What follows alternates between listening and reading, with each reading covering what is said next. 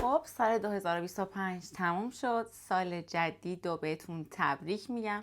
من اومدم امروز به عنوان یک دختر 23 ساله درباره درس هایی که من از امسال گرفتم باهاتون صحبت کنم. با من همراه باشید. 12 درس از 12 ماه براتون بگم. هر سال که میگذره من دفترهای خیلی زیادی رو پر میکنم. یک سری دفترها دارم درباره حالا اهداف بلند مدت و کوتاه مدت هم مینویسم. یک سری دفتر دارم که درباره برنامه روزانه‌ام داخلش نوشته میشه. یک سری دفترها دارم درباره درس هایی که از هر سالی که میگیرم و تجربه هایی که دارم دربارهش مینویسم. میخوام توی این ویدیو کلا درباره درس های سال 2025 باهاتون صحبت کنم. یه سال خیلی عجیبی بود. کلا همه چی تغییر کرد. کلا یه جوری احساس میکنم توی زندگی من یک سری اتفاقاتی افتاد که من اگر بشینم فکر کنم هیچ وقت فکر نمیکردم همچین اتفاقایی توی زندگی من بیفته، همچین آدمایی از زندگی من برن یا یک سری آدمای متفاوت وارد زندگی من بشن یا یک سری کارهای متفاوتی انجام بدم که شاید فکر میکردم اصلا من آدم اون کار نیستم.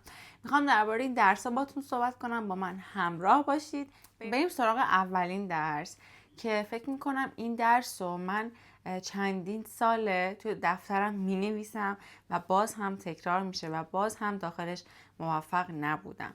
درس اولی که میخوام بهتون بگم این بود که به هر کسی به راحتی اعتماد نکنیم. حتی اگر یک فردی سالها توی زندگی شما حضور داره و نقش پررنگی داره، قرار نیست که همیشه اعتماد 100 بهش رو داشته باشید.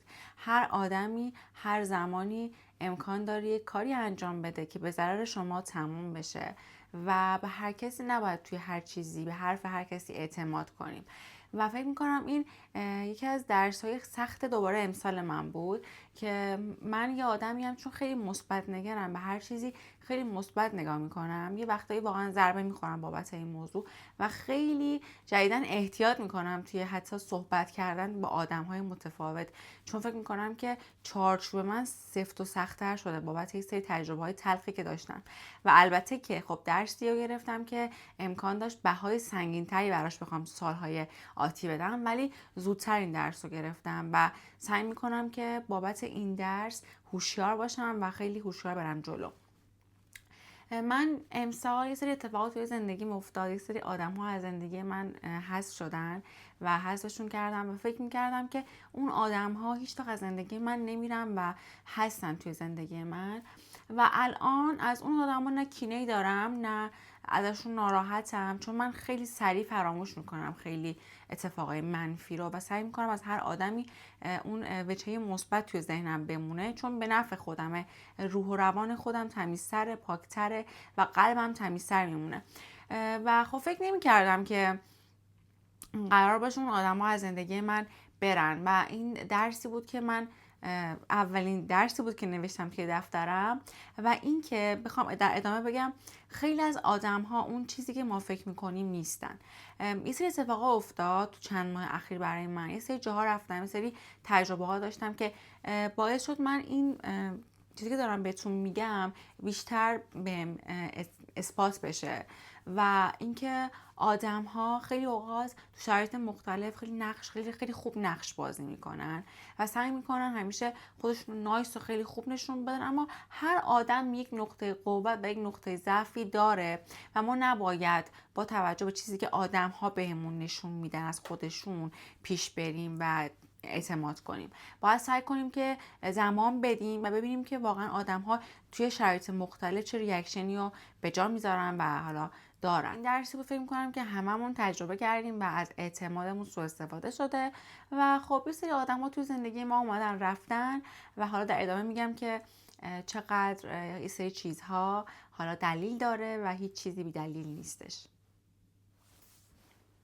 درس دوم و تلنگری که فکر میکنم به هم خورد این بودش که به حس درونی خودم دقت کنم. یه وقتایی دیدی مثلا یه چیزی، یه آدمی، یه حسی وقتی میبینیش بار اول یک حسی بهت دست میده، یعنی ته قلبت، ته اون حس شهود بهش میگن. اون حس درون اینطوریه که این آدم انقدر خوبه یا بهش جذب میشه، یا انقدر یه حسی بهت دست میده که اینجوری هست یه جای کار میلنگه، یه چیزی هست، این آدم یه چیزی داره که من نمیتونم بهش اعتماد کنم. یا یه کاری رو میخوای انجام بدی، حس 100% و خیلی خوب به اون کار نداری، هی سعی میکنی بیشتر دقت کنی، بیشتر تحقیق کنی. من یه وقتایی میام اون حسه رو نادیده میگیرم، با اینکه خیلی فریاد میزنه میگه ببین این کار داری انجام میدی، یه ذره اینجا رو با دقت باش، این اونی که فکر میکنی نیست. یه سری از درونی من خیلی حس شهودم فعاله و خیلی اوقات این حس شهود رو من سعی میکنم نادیده بگیرم، چون خیلی جاها میخوام احساسی عمل کنم. خب ما آدمیزادیم و خب بالاخره خیلی جاها میشه که میایم احساسی عمل میکنیم. حالا توی کار مخصوصا من خیلی سعی میکنم منطقی برم جلو توی کار، اما خب یه جایی آدم دلش بخواد کاری رو انجام بده که دوست داره اون کار اون موقع انجام بده، من اون حس درونی رو میام نادیده میگیرم و ضربه خیلی بزرگی بهم میزنه خیلی جاها. اینکه امسال دوباره بهم اثبات شد که خانم کوروپز لطفاً، جلوی همین دوربین دارم بهت میگم عزیز دلم، لطفاً حس درونی تو که اینقدر قوی هست جدی بگیر، بهش دقت کن، بهش گوش کن، یه وقتایی به نفعته، اکثر مواقع به نفعته. یعنی من اکثر مواقعی که به این حس گوش نمیدم، به این صدای درونم گوش نمیدم، بعد میگم آخ چه اشتباهی کردم که گوش ندادم و دوباره انقدر من پوستم کلفته، یه چیزی میگن انقدر پوستم کلفته که دوباره همون کارش، همون اشتباهی که خودم میدونم رو تکرار میکنم. anyway عزیزم، اینجا جوری همین دوربین دارم بهت میگم چندین سال بعد قراره شاید این فیلم رو دوباره ببینی و ازت میخوام که دست برداری از اینکه لجبازی کنی، از حس شهودت دوری نکن، بهش گوش کن. به شما هم میگم دوستای عزیز اینو خیلی جدی بگیرید، دقت کنید به این موضوع. این درسی بود که من دوباره نوشتم، فکر میکنم چندین سالی است من این درسایی دارم مینویسم توی دفترم و از این درسایی هستش که واقعا بهم میگه اثبات شده که تو باید یه کاری رو انجام بدی و اون کار اینه که تو به حس درونی دقت کنی، گوش بدی، صدای درونی تو خفه نکنی، بهش زمان بدی، صبر کنی، زمان بدی، گوش کنی که چی میگه، شاید درست میگه و اکثر مواقع درست میگه.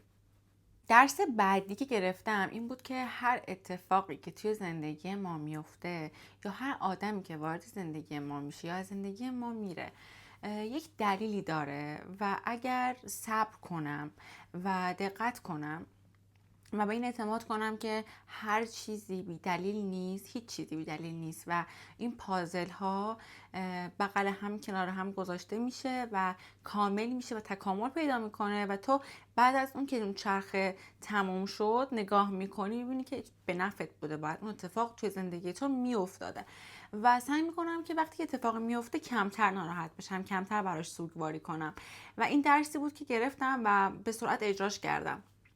یعنی فکر میکنم که همون اوایل سال 2025 بود، با خودم بستم، یعنی با خودم عهد بستم و حتی نوشتم، گفتم که دیگه سعی کن با توجه به اتفاقایی که توی زندگیت میفته ناراحت نشی انقدر زود و زمان بدی و میفهمی بعد اینکه زمان دادی که این اتفاق به نفع تو بوده و باید توی زندگی تو اتفاق میافتاده. مثل اینکه همیشه با خودم اینو میگم اما دیگه واقعا اینطور بودم که ببین فقط گفتنه نیست، تو باید اجراش کنی، باید اینو باورش کنی و این کارو کردم و خیلی رو خودم توی این موضوع کار کردم.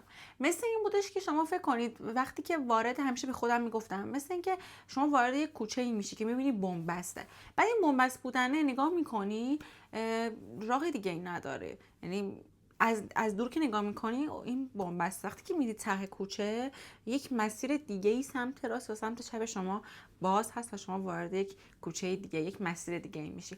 دقیقاً همینه زندگی ما، یعنی تلاش میکنم که دیگه با توجه به هر اتفاقی که میفته اینقدر زود ناراحت نشم و ریاکشن نشون ندم، صبر کنم، زمان بدم که امکان داره و مطمئنم همیشه بهم ثابت شده که بعد از اون مدت به این نتیجه میرسم که ببین این اتفاق باید میافتاده، اگر نمیافتاد تو الان توی این مسیر نبودی و الان این اتفاقایی که برای تو افتاده اتفاق نمیافتاد.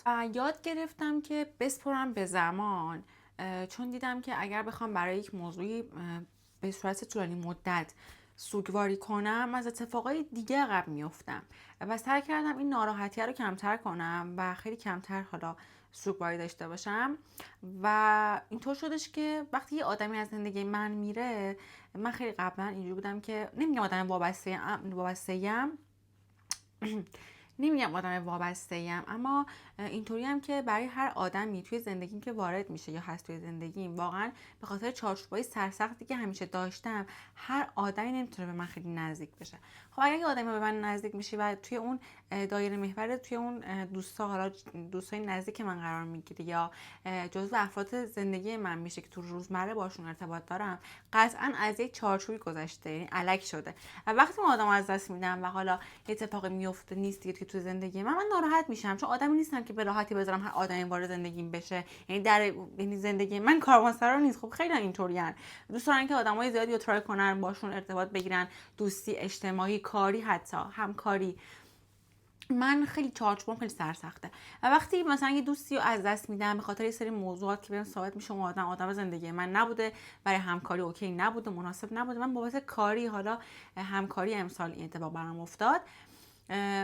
درباره رابطه اینا نیست، فکر نکنید درباره رابطه است که برام بنویسید که آره تو گفتی تو رابطه نیستی. نه اصلا، کلا بود ذهن من الان کاریه، دارم درباره کاری باهاتون صحبت میکنم، بدونید. کلا بعد فهمیدم که واقعا اون آدم باید وارد زندگی من میشده و خب نباید خیلی سوگواری انجام بدم. داشتم بهتون اینو میگفتم که من خیلی ناراحت میشم بعد اینکه اون آدم از زندگی من میرفت، اینطوری بودم. ولی امسال خیلی رو خودم کار کردم که نسبت به رفتن آدم ها توی زندگیم ریاکشن اینقدر نشون ندم و اینقدر طولانی مدت سوگواری نکنم. یعنی دیگه اینجوری شدم که خب که اتفاق افتاد دیگه، شد که شد دیگه، چیکار کنم. یعنی اینطور شدم دیگه. ریاکشنم خیلی جالب شده و خودم وقتی تعجب میکنم و خوشحالم از این موضوع، چون کمتر آسیب میبینم از نظر روح روانی و خودم رو زود جمع میکنم دیگه، عادت کردم. و خب قطعا به خاطر اینه که خب بچه ترم و رفته وقتی که سنم بیشتر میشه، تجربه هم بیشتر میشه، میفهمم که هیچ چیزی با ارزشتر از خود من و تایم من و کلا روح و روان من نیست. و هر آدمی با یک دلیلی وارد زندگی من شده که یک اتفاقی توی زندگی من بیفته و من مسیرم تغییر کنه، رشد کنم و به رشد من کمک کردم آدم و باعث شده من تجربه کسب کنم. و اینطور شدش که من سعی میکنم کمتر ریاکشن نشون بدم. یعنی درسی بود که به سرعت اجراش کردم امسال. وقتی این درس رو نوشتم سعی کردم دیگه ما بقیه ماهای سال رو ادامه ندم این روندو و خیلی خودم رو توی این موضوع سفت و سخت‌تر کردم. یه درسی که واقعا میتونم بگم وقتی درباره‌اش صحبت میکنم ذوق میکنم، چون اینو امسال خیلی حسش کردم.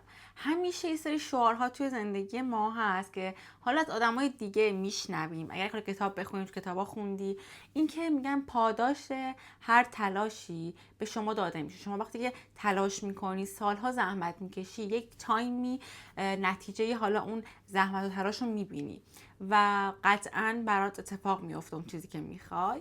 و من همیشه اینو میخوندم، یعنی اینطور بودش که خیلی به معنای خیلی به وضوح اینو حس نکرده بودم.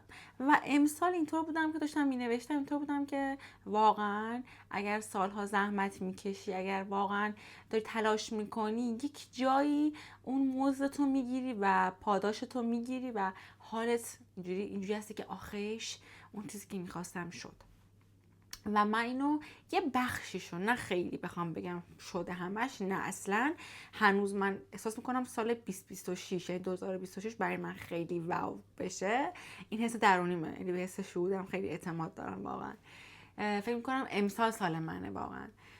و 2025 اینطور بودش که شروع اتفاقای خیلی خوب بود برای من. و اینطور هم که واقعا اینطور بودم که گفتم آخیش اینجوریه که واقعا وقتی تلاش میکنی پاداش اون زحمت ها تو میبینی و میگیری پاداشش رو. واقعا همینم هست. من این درس رو با تمام وجودم حس کردم.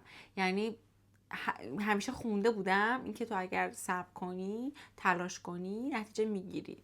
ولی اینکه اون چیزی که میخواستم و بهش رسیدم، یا مثلا اون اتفاقی که توی ذهنم بود افتاد، نتیجه سالها زحمت من بود. 5 سال زحمت من بود، 4 سال زحمت من بود. و خب من اینطور بودم که در هفته خیلی برای اون کار زمان میذاشتم، تایم میذاشتم، یاد بگیرم، خیلی کارا کردم. و خب خیلی چون توی خفا بود و خیلی اعلام نمیکردم، هیچکی نمیدونست، خیلی نمیفهمیدن اصلا. و اینطور بودش که من وقتی که دیگه امسال اینطور بودم که دیگه اون کاری که میخوام انجام بدم انجام دادم و شروعش کردم و تازه نوپا هستش، اینطور بودم که خب خدا رو شکر که بالاخره که برای من این موقعیت ایجاد شد و خیلی جالب بود که پازل به پازل چیده شد و من اون کار رو شروع کردم. اینطور بودش که خواستم بگم واقعا اگر زحمت بکشید و به خودتون ایمان داشته باشید، اعتماد داشته باشید به مهارت هاتون، میرسی. میشه، واقعا میشه، اون روزش میرسه. دیر یا زود، حالا دیر نمیشه، به نظرم زمانش میرسه. یعنی هر چیزی فکر میکنم زمان بندی داره، به تایم بندی خدا باید اعتماد کنیم. من به زمان بندی خدا اعتماد کردم و شاید تا امسال اعتماد نداشتم، خیلی اینجوری هول و ولایی بودم، وای کی میخواد بشه، کی میخواد بشه. من خیلی اینجوریم، واقعا آدم عجولیم، خیلی عجولم. من این عجول بودن ارثی از مادر گرامیه و خب خیلی سعی میکنم که آروم تر باشم. خیلی آروم تر شدم البته.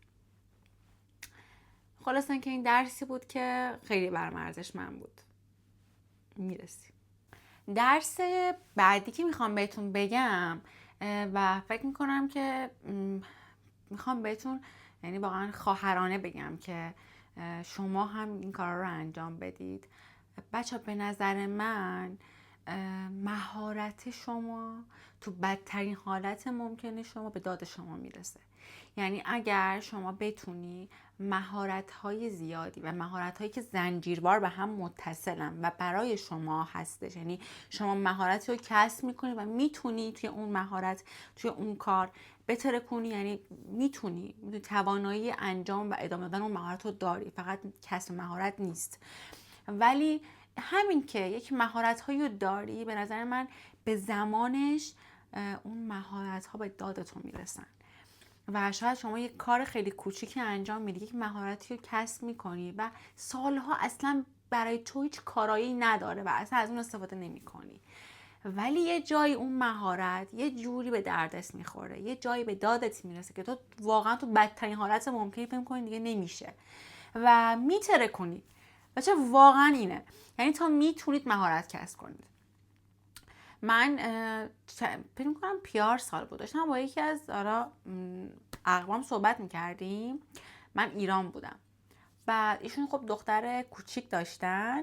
من اینو خیلیا گفتم، پدر و مادرها به خیلیا گفتم، چون پدر و مادر خودم اینطور بودن و به عنوان یک فرزندی که توی خانواده بوده که توجه روش بوده و حالا حواسشون به مهارت‌های من بوده، مخصوصا پدر و مادرم که میگم کلا دمشون هم گرم، سر این موضوع خیلی حساس بودن که باید تو مهارت‌های زیادی داشته باشی بخوای حالا استفاده بکنی از تایم تو نوجوانی.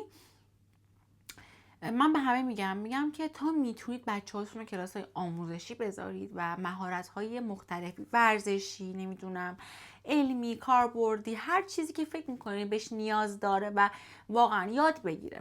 هرچی مهارت بیشتر شما داشته باشی، بیشتر میتونی خیلی جاها شکوفا بشی و توی موقعیت‌های مختلف خودتون نشون بدی. من واقعا مهارت‌هام خیلی امسال کمکم کرد. مهارت‌هایی که فکر می‌کردم اصلاً کارایی نداره، یعنی فکر می‌کردم که من اون تایم، مثال میگم کلاس ورزشی رفتم، چرا رفتم اون تایم، مثلا شاید اینجوری فکر کنم، ولی امسال اینو فهمیدم که من لحظه به لحظه کارهایی که توی نوجوانی کردم، مهارت‌هایی که کسب کردم، کلاسایی که رفتم، همشون یه موقعی یه جایی به دردم می‌خوره و خواهد خورد. و تا جایی که میتونید مهارت کسب کنید. وقت نذارید برای پسر مردم، دختر مردم. جدی میگم، یعنی توی سن نوجوانی من خب خودم اینجوریم که دختر خاله پسر خاله کوچیک‌تر از خودم دارم و خب کلا اقوام بچه‌ای هستن که توی فامیلمون که از من همیشه کوچیک‌تر بودن. یعنی من اکثر جاها، یعنی هم خانواده پدری هم خانواده مادری، نوای اول حساب میشم، محسوب میشم. و اینطوری هم که به همشون مثلا گفتن که بچه‌ها ببینید، نچسبید به حالا رفیق بازی و دنبال دوست و اینا. تایم نوجوانی گلدن تایم شماست. برای من هنوزم همینه و میگم که بچسبیم واقعا هممون به کار و زندگیمون. به جایی چیوش بهتره کنیم، اوکی کنیم، رابطه همیشه هست، رفیق همیشه هست، میدونم هممون احتیاج داریم، هممون نیاز داریم، اما واقعا میگم توی تایمی بچسبید به اون مهارت کسب کردن، به انجام اون کاری که واقعا فکر می‌کنی میتونی ازش پول در بیاری، میتونی رو پای خودت وایسی، بتونی مستقل بشی، اون کارو انجام بده. بقیهش به موقعش اتفاق میفته. تو رابطه خوب میری، آدم خوش پیدا میشه، دوست و رفیقا زیاد میشن. باور کنید شما وقتی که از لحاظ اجتماعی، موقعیت اجتماعی هرچی بالاتر میرید، دوستای با کیفیتی پیدا میکنید. یعنی اگر دوستی داری که مثلا الان براش داری جونتو میدی، تو کیفیتی که تو هستش، شاید تو 2 سال بعد تو نباشه، اما مهارت تو، زمان تو، اون زمانی که گذاشتی یاد آموزش دیدی، اون زبانی که تو یاد گرفتی، اون ورزشی که رفتی یاد گرفتی، اون مهارت کاربردی که رفتی یاد گرفتی و اون تا آخر عمر همراه توئه. تا آخر عمر نباشه، تو 5 سال همراه توئه، میتونه بهت کمک کنه، میتونه هندلت کنه. پس خیلی ارزش بدید به یادگیری مهارت. مهارت خیلی مهمه. مهارت. درسی که امسال گرفتم و یک درس خیلی با ارزش برای من، 6مین درسی که گرفتم. من نوشتم میخوام درباره الان 6مین درسی که امسال گرفتم باتون صحبت کنم. قبلش یه سری چیزا مثلا میخواستم بگم که ربط داره به این درس. من درباره خودم خیلی چیزا فهمیدم. اینکه آدمی هستم که همیشه نمیدونستم، اما دیگه خیلی بیشتر متوجه شدم که من آدمی هم که دوست دارم همیشه قدرت توی دستم باشه و برای قدرت نیازمند پول و شهرتی. یعنی من اینو میگم که من اگه بخوام قدرت داشته باشم، نیاز دارم که نقدینگی داشته باشم، پول داشته باشم و شهرت داشته باشم و برای این دوتا تلاش میکنم و همیشه هم همینجور بوده. یعنی آدمی بودم که شهرت طلب بودم. تایید میکنم خیلی هم مثلا بهم گفتن تو خیلی شهرت رو دوست داری، مگه شهرت چی داره فلانه. من به خاطر اون قدرتی که توی زندگیم و چیزایی که میخوام بهش برسم، به قدرت و به شهرت و پول نیاز دارم و یکی از ابزارهایی هستش که میتونم منو به اون قدرتی که میخوام برسونن. و برای همین آدمی هم که هم شهرت طلبم، هم واقعا برای پول درآوردن تلاش میکنم و میگم که آدمی هستم که به این دوتا خیلی ارزش و بها میدم توی زندگیم و براشون تلاشم میکنم، انرژی میذارم. و این امسال یعنی توی درسی که میخوام بهتون بگم اینو فهمیدم که خیلی از آدم‌ها امکان داره که واقعا نتونن اینو درک کنن، نتونن اون گنجایش نداشته باشن که شما با امکانات کمتر از اونها کارهای بیشتری انجام میدین و این باعث میشه که اونا به خودشون اجازه بدن. واقعا بعضی خیلی مریضن، اجازه بدن که به شما یه حسی رو بدن، شما رو کوچیک کنن که شما واقعا چیزی نیستی و کاری نکردی. یعنی کار شما رو کوچیک میشمارن و من این درس رو گرفتم که خیلی این آدما زیادن و اون عینک مثبت اندیشی رو باید خیلی جاها بردارم. و اینکه اینطور شدم که چقدر زیادن و هرچی میری بالاتر، هرچی حالا اتفاقای بهتری برات میفته، تو تنها تر میشی، به خاطر اینکه آدم ها فکر میکنن که متاسفانه میتونن با کوچیک کردن کار تو رو بشکونن، تو رو کوچیکت کنن، ولی نمیشه. آدمی که روی خودش کار کرده و ذره زحمت کشیده به راحتی از خودش دست نمیکشه، به خودش شک نمیکنه. خیلی اوقات امسال خیلی آدمو سعی کردن بیان منو به شک بندازن. من نمیگم آدم کاملیم، من اصلا نمیگم آدم کاملیم، خیلی واو خیلی خفنم، اصلا. شما اگر بدونید که من با چه امکاناتی، با چه وضعیتی، چه کارایی کردم، میگی که بابا یه آدم معمولی بوده و اون کار که خواسته انجام داده، اینو نشون میده که داره انجام داده و برای این موضوع خودش افتخار میکنه و اعتماد به نفس شد داره و اصلا برام مهم نیست. و فهمیدم خیلی از آدم ها اینجوری هن. خیلی ها. درصد زیاد عموم جامعه اینطور هستن متاسفانه. ولی باز هم فهمیدم که اگر بخوای شبیه 99% ممیز 9% جامعه نباشی، متفاوت باشی، باید به مسیر خود ادامه بدی و کم نیاری و اصلا برات هیتای بقیه، حرفای بقیه مهم نباشه. و درسی که گرفتم، درس 6، یعنی لپ مطلبی که میخوام بهتون بگم این بودش که به مسیر خودم ادامه بدم و واقعا اعتماد کنم و تجربه کنم. هیچی با ارزشتر از تجربه کردن نیست توی زندگی ما. با تجربه کردن میتونی خودتو پیدا کنی، پتانسیلی که داری رو پیدا کنی، شکوفا بشی. و به خودم میگم عطیه عزیز، خیلی شجاعی و خیلی قدرتمندی، خیلی دختر با انگیزه‌ای هستی. دمت گرم. یاد گرفتم که امسال خودم رو بیشتر تشویق کنم، منتظر تشویق هیچ کسی نباشم، هیچ کس. درس هفتمی که من مداوم توی پیجم، توی ویدیوهام، همه جا به شما میگم و بهتون توصیه میکنم، درسی که امسال خودم خیلی روش مانور دادم و خیلی پیگیرش بودم، ورزش و تغذیه میتونه زندگی شما رو تغییر بده دوستان.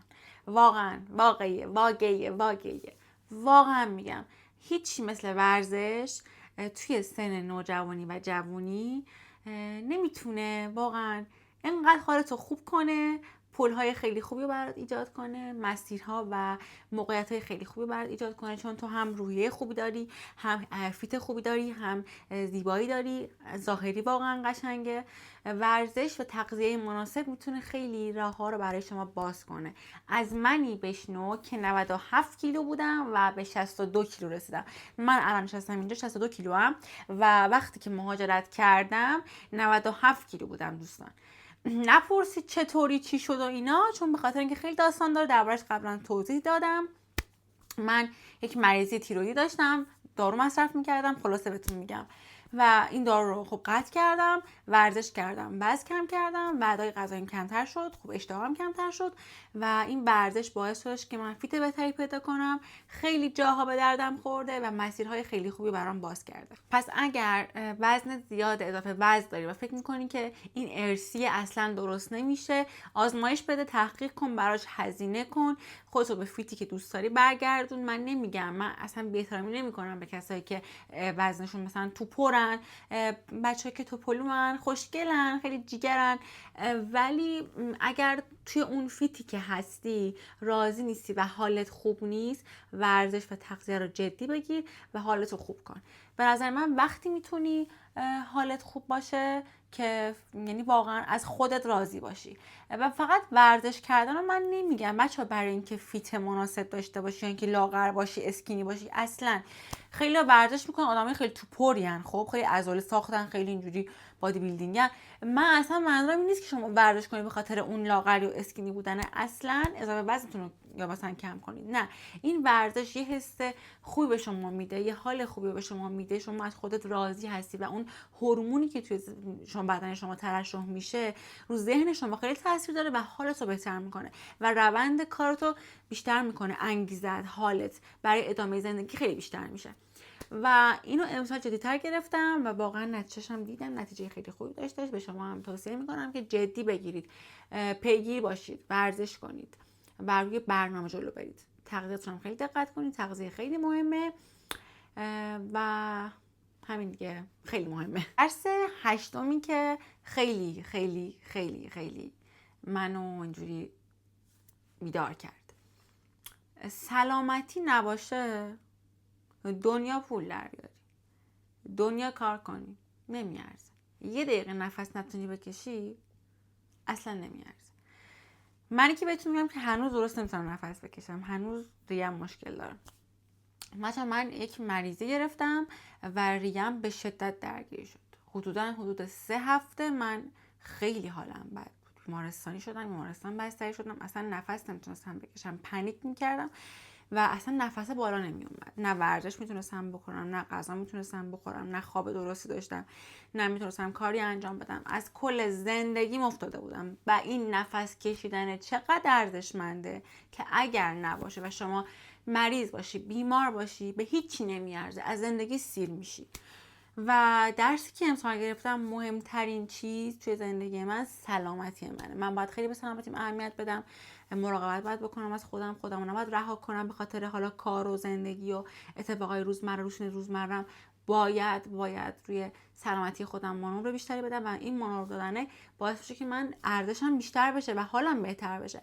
من خیلی بد مریض شدم و اون تایم اینجوری بودم خدایا واقعا شکرت که من سالم بودم و اینقدر نمیدونستم که چقدر نعمت بزرگ سالم بودم و رو پا بودن. بچه خیلی بد بود. من یک روز اصلا نمیخوام نتیجه بدی بدم، اما میخوام براتون تعریف کنم، بگم چرا من اینقدر اینو تو درسای زندگیم نوشتم، چقدر اذیت شدم. اینقدر اذیت بودم که اینقدر حالم بد بود که من اومدم این موضوع سلامتی رو تو درسای زندگیم نوشتم. چیزی که هممون میگیم آقا چیز بداهی، همه میدونیم، چیزی که حالا چیزی نیستش که درس خاصی باشه، اما خیلی درس بزرگیه برای من. که من امسال اینطور بودم که واقعا فلج بودم، واقعا زندگی نکردم اون تایم. و درس بزرگ اینه که به سلامتی خیلی اهمیت بدیم و نباشه به هیچ دردی نمیخوره. و سلامتی خودتون و خانواده هاتون آرزو میکنم که همیشه حالتون خوب باشه و امیدوارم که بیمارهایی که واقعا حالشون خوب نیست زودتر بهبود پیدا کنن، شفا پیدا کنن. براشون آرزوی سلامتی میکنم. درس بعدی که بخوام بهتون بگم و اینکه خب سرلوحای زندگی خودم بوده همیشه، اما خواستم که توی درسای امسالم بنویسم که جدی‌تر بگیرمش و نخوام وقتایی کم کاری کنم. نظر من پشتکار و اراده مهمترین سرمایه ی آدم میتونه باشه و برای رسیدن به چیزهایی که میخواید، خیلی واقعا دارم میگم، امکانات و سرمایه و نمیدونم انگیزه اینا اصلا به کار نمیاد. اول از همه واقعا پشت کار اراده خیلی مهمه. شما اگر اراده نداشته باشی، دنیا مال اموال داشته باشی و نتونی از اون سرمایه استفاده کنی، به هیچ نمیارزه، واقعا اصلا ارزش نداره. میخوای چیکار کنی؟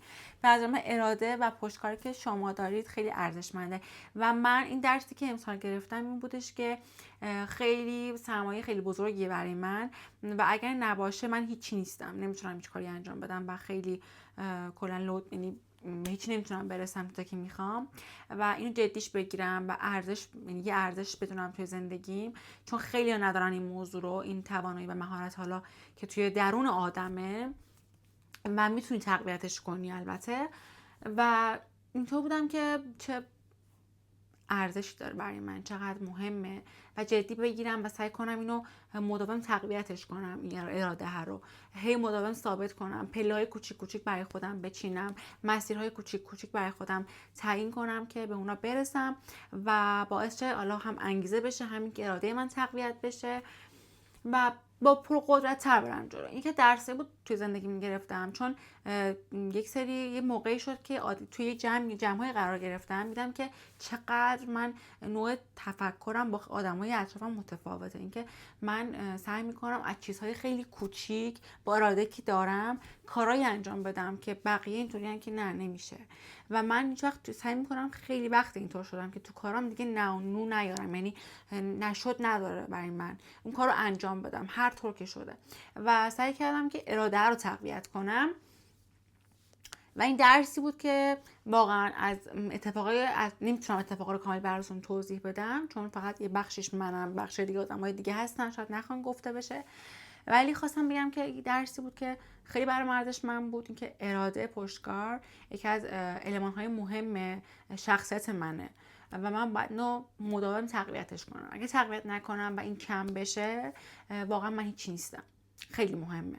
و اگر من انگیزه با امکانات بهونه بیارم مداوم و اصلا به پشت کار و اراده ارزش ندم و تقویتشون نکنم، از بازی زندگی، بازی بلند مدت موفقیت که قرار دربارش صحبت کنم توی گزینه بعدی، واقعا خارج بشم و نتونم به چیزایی که میخوام برسم، فهمیدم که باید خیلی جدیش بگیرم، جدی‌تر بگیرم این موضوع رو و سعی کنم که به اطرافیان خودم هم اینو بگم و مداوم این توی گفتگو باشه که بخواد کلا سرلوحه مغز و ذهن هم خودم هم اطرافیانم بشه، جدی‌تر گرفتم کنم این موضوع رو و بتونم که بیشتر بهتر کنم. اتفاقایی که امسال افتاد و درسی که توی یکی از کلا درسای امسالم نوشتم و همیشه فقط شنیده بودم و با تمام وجود دوباره تجربهش نکرده بودم، اینکه موفقیت یک بازی بلند مدته و هر چیزی به موقع اتفاق میفته.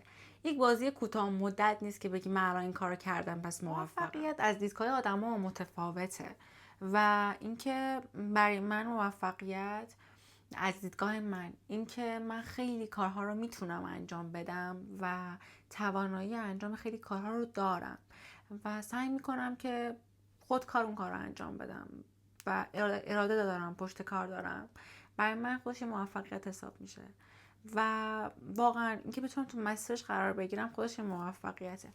و خب خیلی از این موفقیت هایی که من میگم بهتون حالا شخصی سازی شده دیگه برای منه و خیلی تعریف های دیگه که من از موفقیت دارم، همه اینا برای هر کسی یک شب اتفاق نمیافته. یه بازی بلند مدته که شما به زمان خودش، به موقعش، با صبر کردنه که همیشه یک شعار بوده و همه میگفتم، یعنی نه که شعار باشه، یعنی اینطور بوده که همیشه میشنویم ما اینا رو و توی بازی از زندگی ما اینو خیلی تجربه میکنیم با تمام وجودمون. و من امسال برای من اتفاق افتاد و اینطور بودم که واقعا بازی بلند مدته، اصلا کار یه سال 2 سال نیست، خیلی زمان میبره. چیزای بزرگی که میخوای، چیزای خفن و واو که واقعا توی ذهنت هست، یه شب 2 شب ایجاد نمیشه. من یادمه یه سالی برگشتم، یعنی درگیر سه توهمات ذهنی بودم اصلا کلا برای کار و این چیزا، بیزنس و این چیزا. یه بار یه حرف به دوستم دادم، گفتم من میرم سال بعد میام ماشین میخرم. خیلی کوچیک بودم اون موقع، از ناپختگی زیاد انقدر که بچه بودم این حرفو میزدم، با اینکه یه قرون تو جیبم نبود، یعنی پول تو جیبم نبودش. بعد اینطور بودم که آره میرم ماشین میخرم و نمیدونم اینا. بعد این من رو نوشته بودم. خب وقتی آرزو داری، حالا هدف داری، خیلی متفاوته. خب فقط خیلی کاری انجام به تو ذهنت هست، خیلی متفاوته با اینکه بخوای خیلی قاطعانه بگی من امسال این کار رو انجام میدم و میدونی که یعنی اصلا اینجوریه که اصلا به هم نمیخونه. خیلی چیزایی، خیلی جاها شانس و کار ندارن وقتی شانس اتفاق میفته سری چیزا. ولی خب اینطور بودش که واقعا فهمیدم خیلی چیزهایی که تو میخوای باید یه مدتی بگذره و تو باید یه سری کارا انجام بدی، یه بازی و واردش بشی و مرحله جلو بری تا بتونی تو اون مرحله برسی. واقعا مرحله که واقعا دیگه این جامو دستت میگیری برای خودت. اینجوری میدونی چی میگم؟ اینو واقعا فهمیدم که این بازی بلند مدته و هر چیزی به موقعش اتفاق میفته و قطعا اتفاق میفته. چیزی که دوست داری و اگه براش خیلی صبورانه تلاش کنی و جلو بری، چرا که نه اتفاق میفته.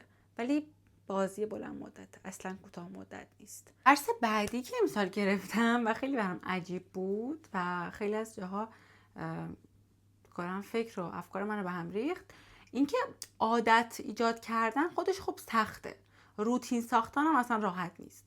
ولی یه وقتایی یه اتفاقایی توی زندگیت میفته، یه سری اتفاقا، یه سری موقعیت پیش میاد که تو از روتین خارج میشی، از عادتات خارج میشی و مجبوری دیگه برای یه بازه زمانی.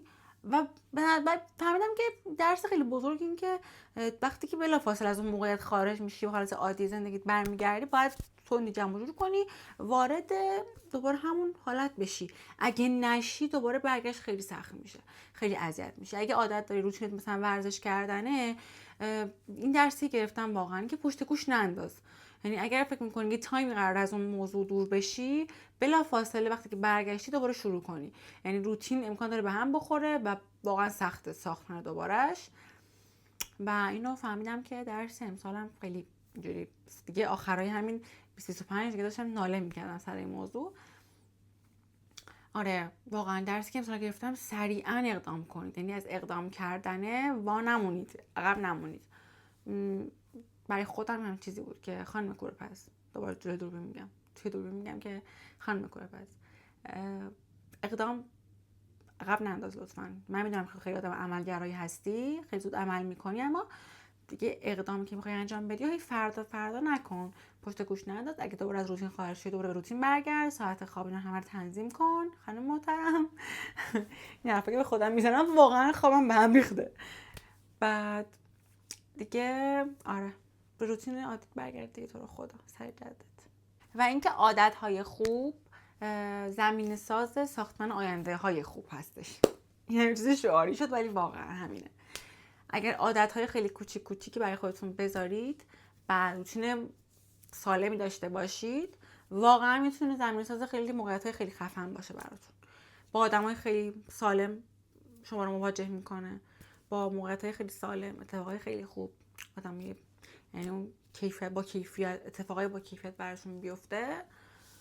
حواستون باشه دیگه در کل دیگه اینقدر من نگم. شوخی میکنم. درس آخر و درسی که برای همتون آرزو میکنم که این توی درون خودتون بهش برسید. اینو فهمیدم که خیلی پتانسیل ها دارم و خیلی توانایی دارم که همه ما همینطوریم.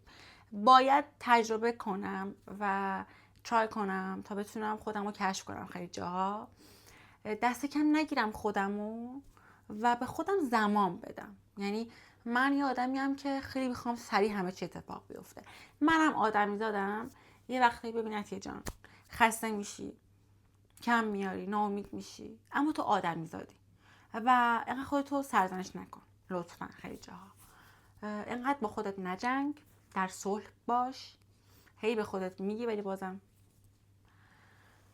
و اینکه تو آدمی زادی، یعنی واقعا خیلی میتونی خودتو شکوفا کنی، میتونی خودتو کشف کنی. ترای کن، فقط سعی کن که اتفاق خوبی رو تجربه کنی، از آدمای سمی دوری کن و اینکه واقعا آدمی زادی دیگه. یعنی خیلی به خودت سخت میگیری، قربونت برم.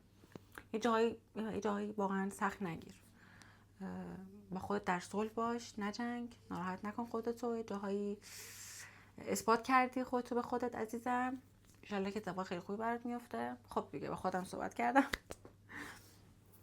نه حرفا که دارم بهتون میزنم واقعا چیزی که تجربه کردم. یعنی واقعا یه جاهایی من خودم خیلی دست کم میگیرم یا اینکه خیلی کارا انجام دادم ولی اصلا نمیبینم.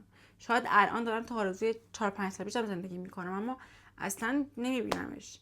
یعنی بازم توقعم انقدر زیاده، انقدر کمالگرام، یه جایی خیلی به خودم کم لطفی میکنم و خیلی تلاش میکنم که درسی گرفتم اینکه واقعا به خودم فرصت بدم که من آدمی زادم، من ربات نیستم و درست میشه همه چیز.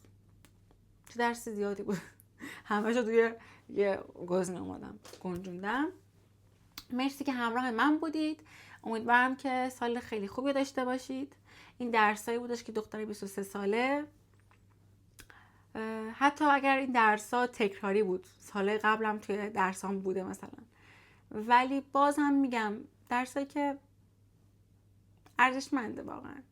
امیدوارم که شما هم درسای خیلی خوبی از امسال گرفته باشید که در یه سال پربرکتی باشه امسال براتون 2026 و هدفهاتون رو بتونید دونه تیک بزنید، اتفاق خوبی براتون بیفته. این سال پر از سلامتی، برکت، بلبل پول یعنی پول زیاد در کنار خانواده هاتون، سلامتی خانواده هاتون براتون آرزو میکنم. میبوسمتون. سال خیلی خوبی داشته باشید و همراه من باشید. من خیلی برنامه ها دارم براتون، قراره ویدیو خیلی خفن‌تر و خیلی بهتری بسازم. حالا فعلا یکم جلوتر برای برنامه ها رو بتونیم پیاده کنیم. دوست داشتید برام ویدیوها رو حالا برای دوستاتون بفرستید. شاید باورتون نشه یه وقتایی با خستگی میام میشینم جلوی دوربین، یه وقتایی انگیزه ندارم بیام بشینم، یه وقتایی واقعا وقتش رو فکر می‌کنم واقعا وقت نمیتونم بذارم، اما نمیدونید چطوری من توی هفته وقت پیدا می‌کنم یا میشینم جلوی دوربین و صحبت می‌کنم. برام ارزشمنده که یه عده‌ای دارم که میفهمم و هم مسیریم و برای من خیلی ارزشمنده. مرسی کنارم هستید. دمتونم گرم. به خدای بزرگ میسپارمتون. سالتون پر از برکت و شادی و خیر.